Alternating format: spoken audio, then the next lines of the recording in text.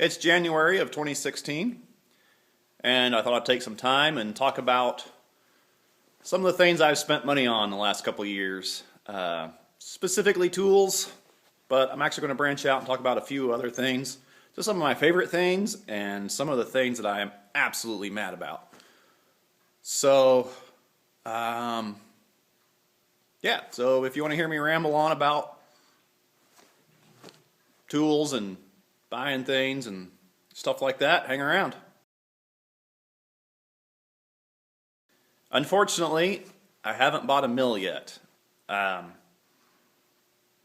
That's probably like the main purchase on my priority list right now is a mill. Twice in 2015, I was this close to writing a check out for a mill, and the deal fell through. They were used mills, halfway local, within 100 miles of me. Very disappointed, but I'm kind of thinking with the way everything's gone on trying to get a used one, I'm just going to have to go out and get myself a new one. And I'm really thinking about getting a Grizzly mill. I've got my eye on one right now. I can't remember the model number, so I'll just put the model number right here real quick. It's variable frequency drive, which I think would be nice. It's not a power horse, but I don't feel like I need a power horse for a mill right now. I think it'd be a really good starter mill. The reason I've really been looking at these is because the table is a fixed height, which I think would be really nice for supporting long pieces of equipment, especially long shaft. Probably the thing the mill is going to get used for the most is cutting keyways and shafting. I do a lot of that. And beyond that, you know, I mean, obviously once I have it, I'm going to use it more and more. So anyway, just thought I'd say that didn't happen this year, and I'm very disappointed I didn't get those mills. But as far as things I have done in the last couple years, I'm not going to limit this video to just the last year. I'm just going to talk about things that have happened in the last few years of stuff I got and whatnot. But 2 years ago, almost exactly 2 years ago, paid $8,000 to have this fancy little box put on the wall. I actually did have a video about this, but when I had to change channels due to the Google and YouTube merger, I didn't bring this video over. It was called Keeping the Lights On. But there used to be an actual fuse box here, you know, screw-in fuses.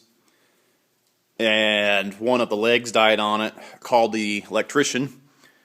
And he came out and looked at it and said, I cannot even legally touch this fuse box. And then he looked around the shop and he says, matter of fact, all of your electrical is inadequate. He's like, there is nothing in here that I can even look at. Which didn't surprise me because it was the old, well, surprisingly he left this wire, which I can't believe he said that one was okay. But it was all like that I call it paper wrapped. I'm not really sure it is, but you know, this shop was built in the mid-50s. I think they finished it in 56, if I remember right. And I'm guessing all the electrical was done then and never touched since. But anyway, point being, they put in a new power pole outside where the meter hangs. They put in a new generator transfer box. They put in new conduit underground into the shop. It comes in right behind this power panel here. This is the breaker box. And then they ran all new conduit and wiring and everything, all new lights. Everything in the shop is new. Every single outlet, every single stitch of wire. Brand new. Well, except for that one. Yeah, like I said, I'm not really sure why he decided that was okay. He told me I needed to put a pegboard in front of it, but as the years have gone by, and I can't believe how long it's been already, but I've decided I'm actually going to replace this wire. This goes over to the air compressor, and so he said if I just cover it up with a pegboard like we had here on this wall, that would be acceptable. But I think I'm going to go ahead and replace this wire, put it in conduit, and run it over to the air compressor in conduit and do it right. So, but he did that just kind of saved me some money because we were definitely running out by the time we got to $8,000. So that was done a couple years ago. It is awesome. I am loving it. Totally worth it in the long run. Yeah, so that's great. New electrical is totally worth it. Gotta have it. I tried to get them to run 3-phase into the shop because there's actually 3-phase power lines going. How do you word that? The power lines that come into the shop actually go a half mile down the road and connect to 3-phase lines, but they didn't want to run in a 3-phase wire. Well, I guess it'd be 2 more wires, however that works.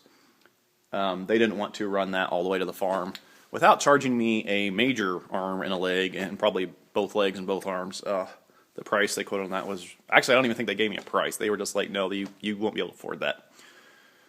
So, no 3-phase, very disappointing. And sitting right here is probably something that I absolutely hate. I bought a DeWalt radio because at the time I was running DeWalt cordless tools, because I actually thought they were worth something back then. This is actually a purchase from several years ago, but turn it on without turning on the music.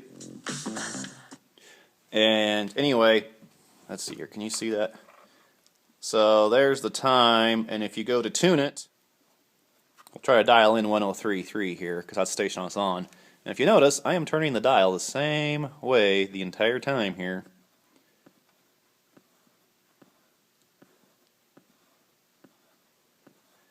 And we're getting nowhere. Go the other direction. It does the same thing. Super aggravating.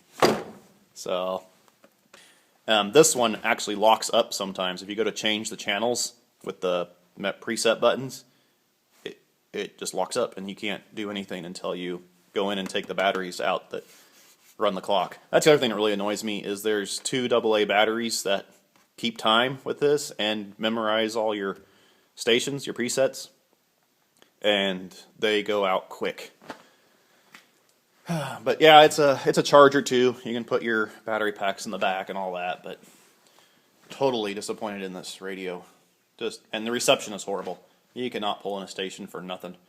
The one station that I can really get is the one that's seriously 40 miles away from me.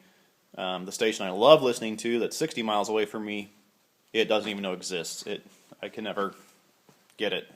And I can get that station on my little MP3 player. No problem. I can get the radio station on it, but I can't get it on this big ass radio, so go figure. So, I don't recommend these. I don't recommend any DeWalt tools. Here, actually, I'll show you a clip my friend sent of a hand grinder, DeWalt hand grinder he bought.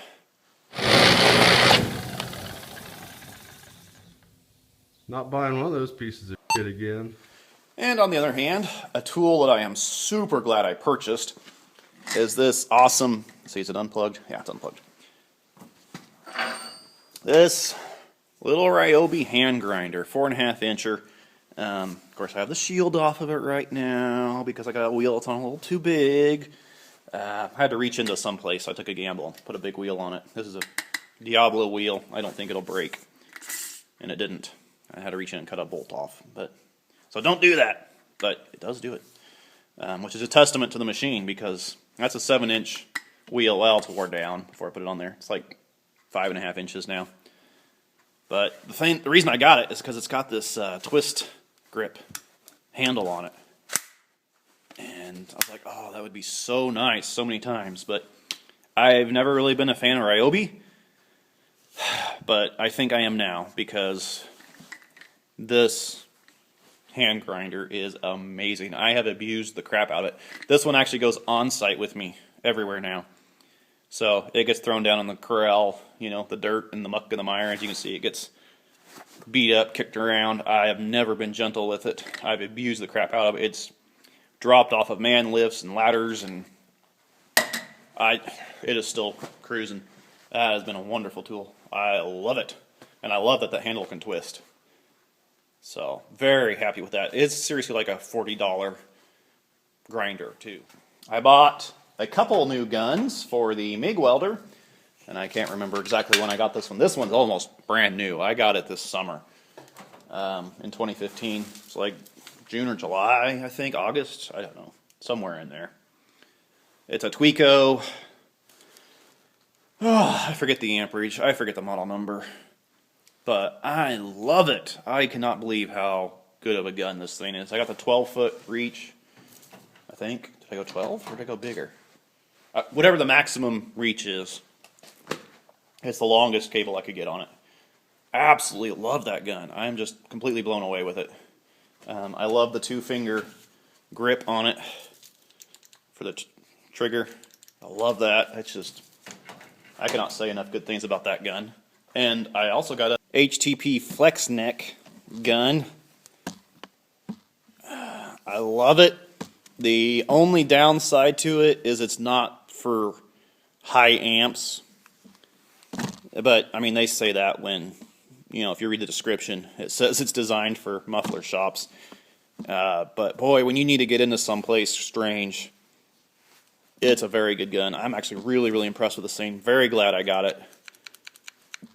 I think I have a video up about buying this and kind of my first impressions of it. But after having it for, I honestly can't remember when I got it. Yeah, I would definitely recommend getting it.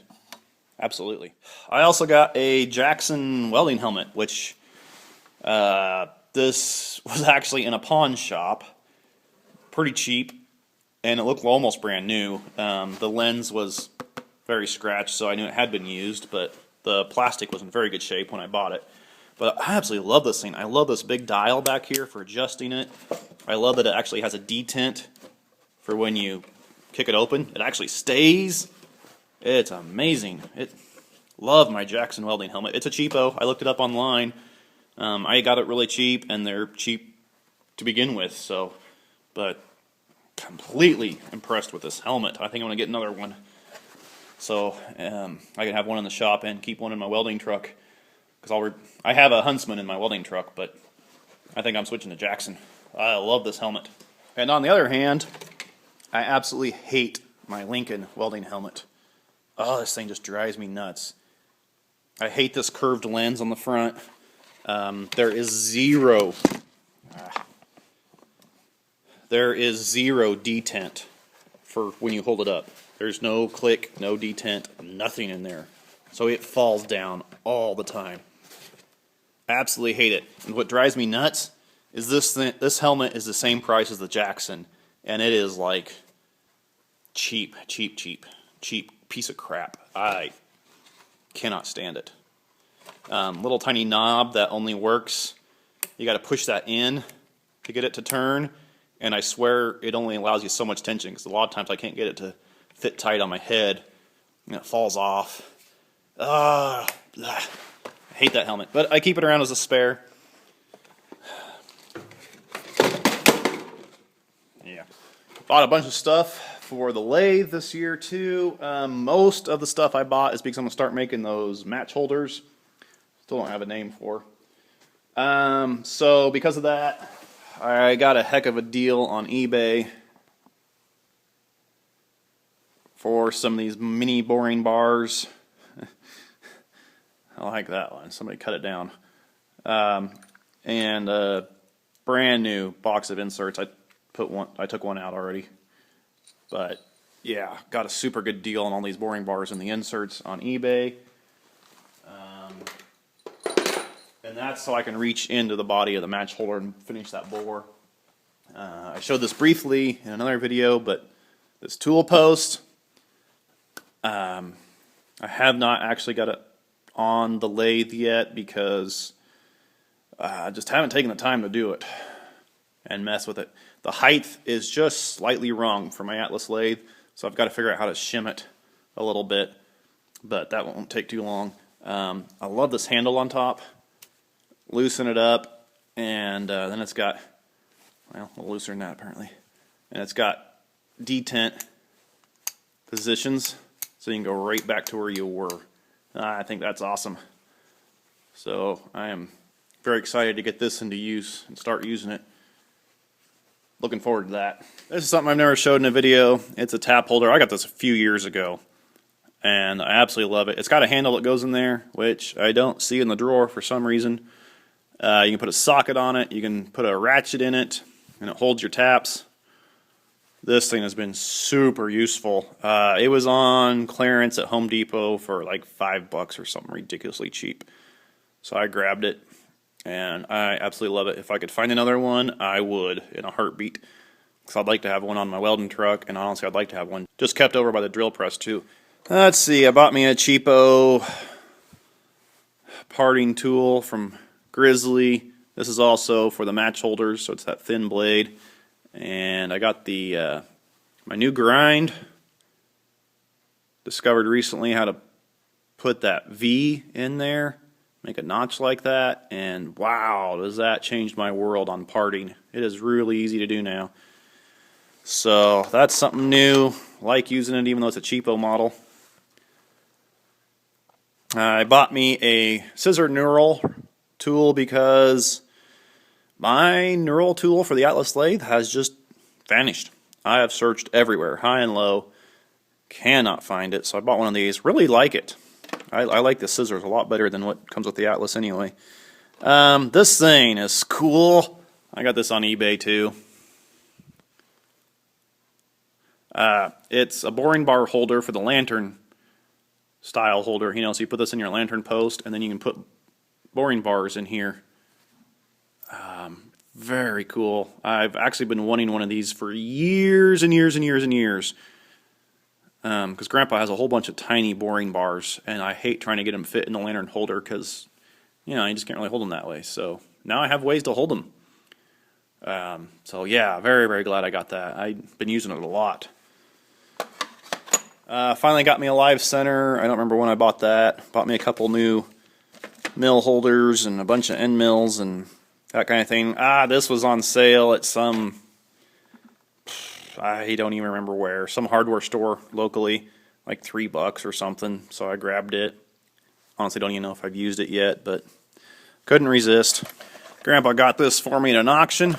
He got this and the veneer calipers for $1.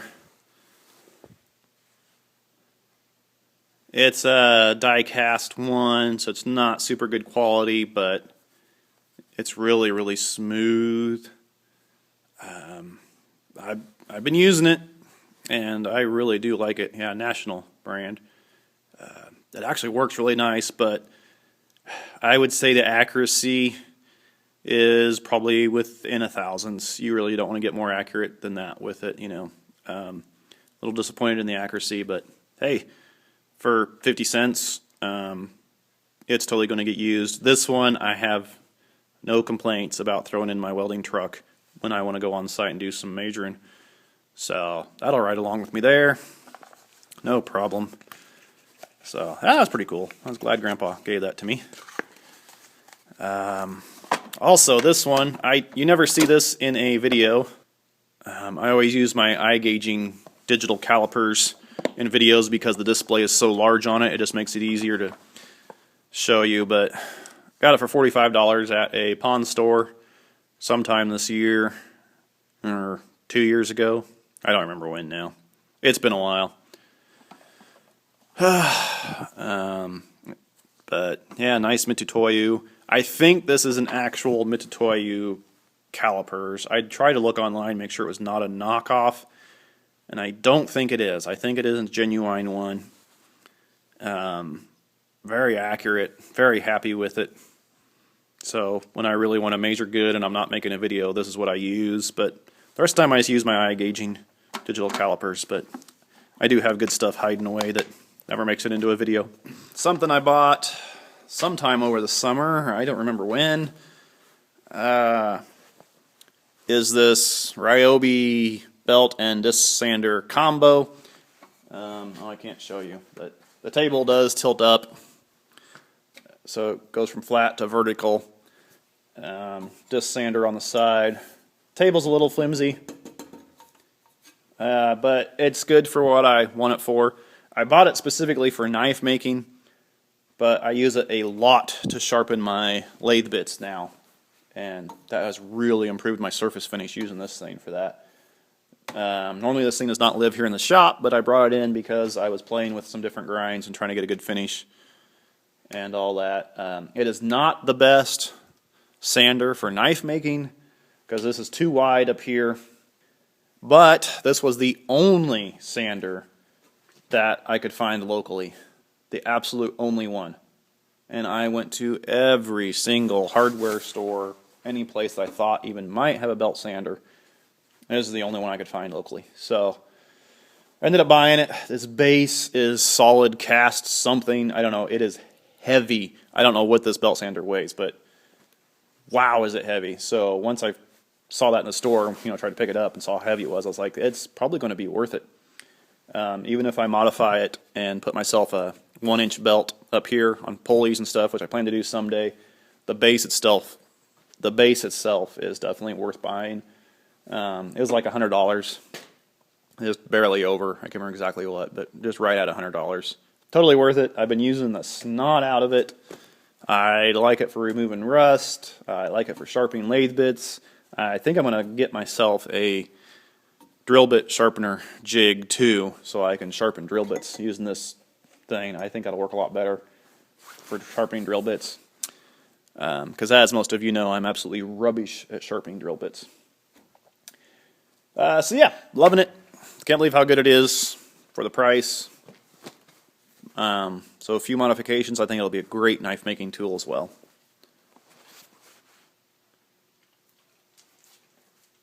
I just bought, as in last week, this Harbor Freight sandblasting cabinet. They had it on sale there at my local Harbor Freight store, and I say local because it's only 120 miles away in the big town of Salina, Kansas. They had it on sale for $180, and I just couldn't refuse that. I've been thinking about building myself one for a few years now, but for $180, I can't build one for that. You got to look at time versus money, right? And just, I felt like $180 was worth it to buy it. The only problem I'm having is I cannot get the factory gun, or the gun that came with it, to work at all. I looked online, and people are saying, oh, you just modify the suction who's-it in there, and you're good to go. But this gun is different than all the other models they were showing online. But I could not get it to pick up sand at all. So I put my other sandblasting gun in there that I bought years ago. That's basically like this, only different. And it's working like a champ in there. So I just went ahead and rigged it up. I would actually like to know how to get this Harbor Freight gun to work, but absolutely cannot get it to work. But liking the cabinet, as you can see by the dust on top, I need to seal it a little bit better. I think I need to take that window back off, which I do not want to do because that was a pain in the butt to get on. Or I might just caulk around it, actually. I might just lay a bead of caulk all around that window, call it good. I don't know. But this thing is actually going to go outside because it just leaks a little too much dust. Even with the vacuum cleaner running on there, there's still dust in here on things. Like this area of the shop, just from what little sandblasting I've done, is covered in dust. So it does not keep it sealed in there at all. But yeah, for the price, I think it's worth it. And using it outside, I think it'll be fine. And with my other gun installed in there, the thing is working like a champ. Actually, I did make a video on the assembly of this too, if you want to watch that. And I got to give a shout out to this guy.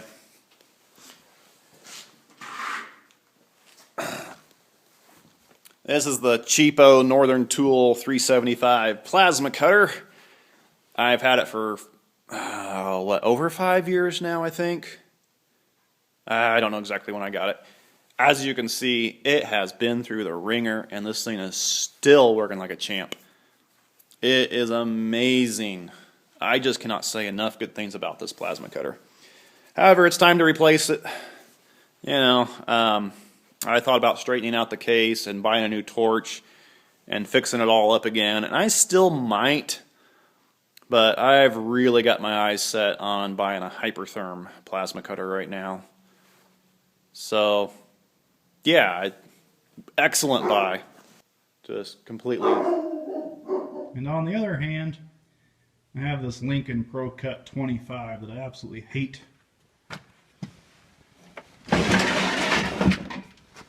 As As you can see, it never gets used. It has a couple things that really irritate me. The first is it's got the pilot arc thing, so when you pull the trigger, it can be up to 5 seconds before you'll start cutting. And that's very annoying. And then it keeps flashing the safety light in the front, and it just, shuts off the machine. Not figured out why. I did a lot of talking to the people I bought it from. They didn't have a clue. So I finally gave up. And I finally managed to burn up all 5 of the consumables that came with it. And I've never bought any more consumables. Paid $3 grand for it in 1998, I believe. And there it sits, absolutely unused in my shop. Another tool that I'm absolutely blown away with, just completely impressed by the performance of, is this Milwaukee portable bandsaw, I guess. I don't know. Is portable band trademarked? Whatever. Love this thing. Oh, I wish I'd bought it years ago. It is just wonderful. I use it nonstop. I really do.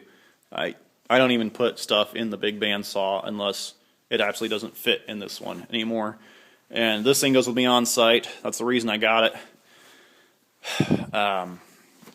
I use it a lot. The blades last forever. I buy the actual Milwaukee brand ones. I get the bimetal kind, variable pitch, and they last a very long time. Unless you do something stupid and pinch the blade or whatever. But cannot say enough good things about this thing. I'm hoping to build a stand for it. We'll see how that goes. But yeah, totally impressed with that thing. And something I purchased a couple years ago now. I don't remember when it was. Last summer. Year and a half ago then. I don't know. Longer. Is the Dry Cut Milwaukee portable saw. I would show you what it is, but someone is borrowing it today, so I can't show you the saw. I did a video on cutting metal with a wood blade, and apparently that confused the crap out of people. The saw is actually designed for cutting metal. It's a slow speed saw. I don't think slow enough, but slow speed saw that collects the chips, has markings on it so you know where to go. I mean, it's designed for metal all the way around. High horsepower, good handle grips. It's not a wood cutting circular saw at all. It is a metal saw. So I'll be very clear on that. I do like it a lot. Blade life is a little short for me. And if you bind it just a little bit, you can lose all the teeth off the blade pretty easy. I have started buying these Irwin blades because they're significantly cheaper than the actual blade for it. And sometimes I use the really cheap wood cutting carbide tipped blades in it too.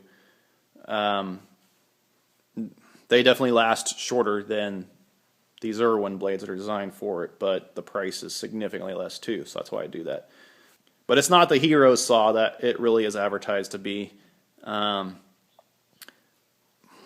It's a good saw. It has its place. I love it for sheet metal, but I really think that's about where it ends. Sheet metal, cutting square tubing, like thin-walled 1 inch, 1.25 inch square tubing, like 14, 16 gauge. That kind of stuff, it excels at. But cutting a piece of inch-thick steel, I don't like doing that with it. It does not like it. Much better ways to go about cutting things that are 1 inch thick than this saw. But it's a good saw. It has its place. I do enjoy using it. I would just have to say after having it for a while now that I feel like it's overpriced and the blades are overpriced. And if you don't absolutely need it, I would say don't get it. And one final thing that is really not even related to shop work, but I enjoy it out here in the country for several reasons. Is this year for Christmas, my wife got me this emergency radio flashlight charger combination thing that is absolutely awesome. I am loving it. It's got a hand crank on it to charge it up. You can charge it by USB port in, and it has a USB port out. And that's why I really like it, is because when I'm out doing these videos like this, I can recharge my camera off of it. It gives me a lot more battery life for the camera that way. Awesome thing. This hooks on the tripod, and then I plug in my USB cable and charge up the camera, and I'm good for a lot more time filming. And yeah, I got the flashlight on it, which is actually a really, really bright flashlight. I've been impressed by that, and it flashes SOS too, which can be handy, I guess, in an emergency. So yeah, weather band, regular radio, good reception, solar panel. I don't think I mentioned that. I have the static clean sticker on it just to protect the solar panel. Oh yeah, it uses one of these, the 18650 battery. So these batteries are real easy to get a hold of and replace. So yeah, I'm absolutely thrilled with this thing. And really having the USB port on there to charge devices is what really sells it for me. That thing is that is so handy to be able to, charge this battery off the solar or the hand crank and then charge a USB powered device. If you live in an area where the power goes out at all, like I do, definitely worth it. And if you just want to listen to the radio and be able to recharge it when you go camping and recharge your USB powered devices while you go camping, awesome for that too. So highly recommend getting that. And I've kind of started down a new road on the machining world. Got into this by complete accident. But I made a couple tops. And they are fun. They're fun to build and they're fun to use. This one, I made this part here, and you can see maybe that it's pressed onto that shaft, and then I went ahead and put the weld to it so I could machine that. This top is heavy. It is way too heavy. Spins slow, but you get it going, it'll spin a long time. And then this little guy is just a fun little spinner, just trying different designs, having some fun. So if you're looking for a lathe project, make some tops. Give them to some kids, give them to adults. Play with them yourself. They're actually a lot of fun. So fun to build, fun to use. Kind of a new little road for me. Highly recommend that for a lathe project. There's a few other things I was going to talk about, but I've talked for quite a while. Looks like I've got a lot of footage here to weed through. So we'll end it here, and hope you enjoyed this kind of video. And thank you everyone for the feedback on the end of the year chat. A lot of you said you enjoyed that, and it was actually kind of fun to do. I've never done anything like that in my life, as I said in the video. So I think I'm going to do more of those every once in a while. Oh, also, if you do want to get a hold of me, do not send me a message to my personal inbox on YouTube. I never get a notification for that. I try to check it, but I forget a lot of times. So send me an email at widevisionmetalfab@gmail.com. I usually check that account a couple times a day. Usually in the morning when I get up while I'm drinking my coffee and getting ready to face the world. I check my email, and then I try to check it sometime in the evening, like right after supper. If you watch this entire video, I thank you. And I will do something here in the future that's actually a metalworking, machining type video, hopefully. So I hope your new year is great, and I really appreciate all of the viewers that I have. You all are awesome. The metalworking community on YouTube is awesome. And yeah, leave me a comment. Let me know if you enjoyed this or not.